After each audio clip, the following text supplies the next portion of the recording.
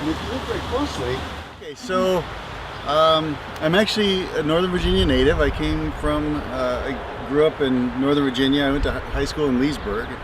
I joined the Army in 1987, and then I spent 27 years in the military. 24 of that was in the Army Special Forces, so I was a Green Beret for 24 years. I retired in 2014, and I started consulting. So I went to school, I got an MBA, and I started consulting, and I thought, man, I'm just not having the opportunity to kind of pursue things that I wanted to do, which was make things. And so beekeeping was something that's very interesting to me.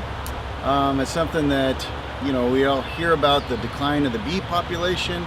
And I was in a training course one day, and a lady said, you know, I'm a beekeeper and I live in Arlington. I thought, well, if she lives in Arlington and can keep bees, I can keep bees in Woodbridge. So we started keeping bees. My wife has been a long time maker of balms and salves and lotions and stuff at home, and so we started making stuff with the bee products. And we've been expanding our apiary here, our bee yard. We started with 2 hives, and now we have a lot more. Some of them are swarms that I've caught that you know, neighbors or folks in the area will call a bee club, and we'll go out and catch a swarm of bees rather than have exterminators kill them. And so now I manage this. I run this business that I have, which takes care of these bees, which produces sustainable beekeeping, more nukes for other beekeepers later, as well as honey and lip balms and lotions and soaps and all that sort of stuff. So that's the transition. Yeah. Okay, so we started the business, and me and my wife, we spent a lot of time out on the porch talking about big dreams, and our daughter, who is 5, is named Sophia. So we thought, well, that'd be a clever name, Sweet Sophia. My wife had considered opening a bakery later, and we had always wondered what we might call that bakery. And we thought Sweet Sophia sounds nice, and it rings, and it lives a little bit of legacy with our family history. As far as Bee Club, so I belong to Prince William Regional Beekeepers Association. There's other bee clubs like the Northern Virginia Beekeepers Association that promote sustainable beekeeping in our area. And so as we all know, the bees population is declining, and what the bee clubs do is offer education. They offer sort of a fellowship, if you will, to bounce ideas and learn more about bees, offer mentorship programs as well, offer beekeeping courses, which usually happen in the summer. So all the bee clubs around here promote sustainable beekeeping, which means that we produce and we raise our own bees, we raise our own queens, as opposed to getting them just you know, packages up from the south, from Georgia and so forth.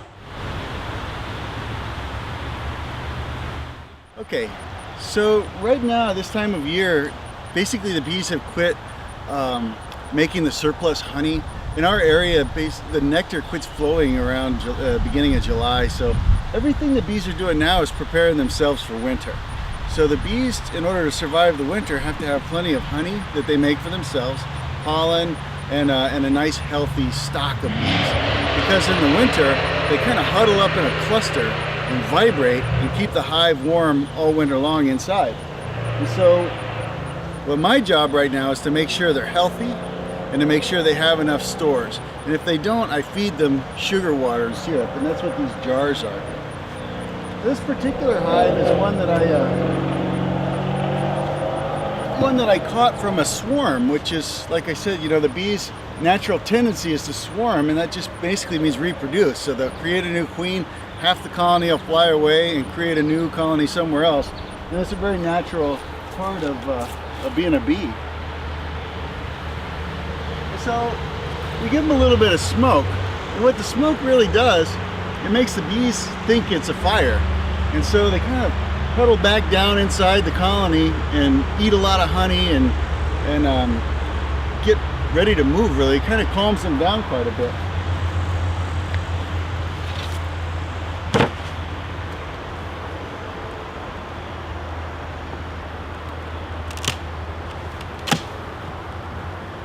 So this thing on the top here is actually a feeder.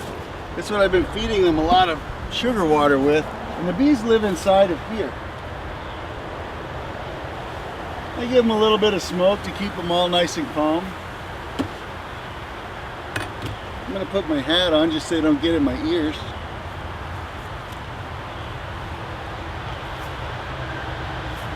But during the day, most of the foragers are out, so well over half the hive right now is out collecting pollen and nectar.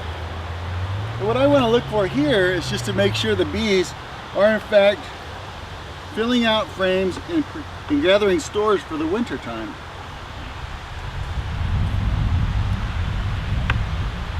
And what we see here is the bees creating honey. And all this what you see right here is honey.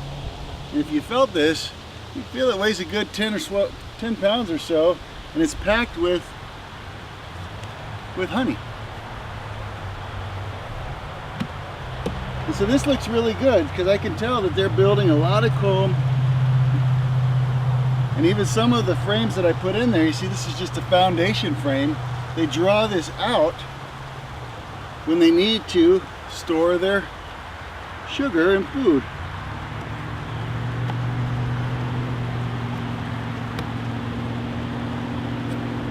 They also lay their eggs inside. So the queen, there we go. So there's one queen per colony. I don't know if you want to get a close-up of this. They won't bother you. These are all nurses. This is all honey, and this is all baby bees right here. And if you look really close, you can see the little larvae in there. And on the outside here, where it's all yellow, is pollen. So the way the bees do, these are all nurses. You see they're very calm. They don't bother anybody. They're just nurse bees, so they're really young. They gather up a little bit of honey. They mix it with a little bit of pollen and make bee bread. And then they feed it to the little larvae. And that's their job until they get a little bit older.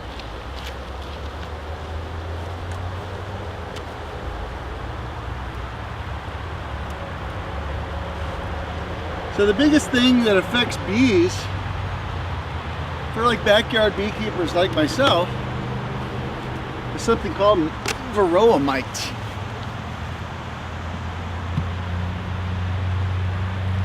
And varroa mites really do a number on a colony of bees, so we have to treat them. And so when I get ready for the winter, I need to make sure the bees are healthy and that they have all their mite treatments so that they'll go into the winter strong. And we can see from this colony, it's doing very well, coming from a clump of bees and a branch that I got up the road to having a nice giant brood box. And inside each one of these boxes right now is probably about 40 or 50,000 bees. So that's great.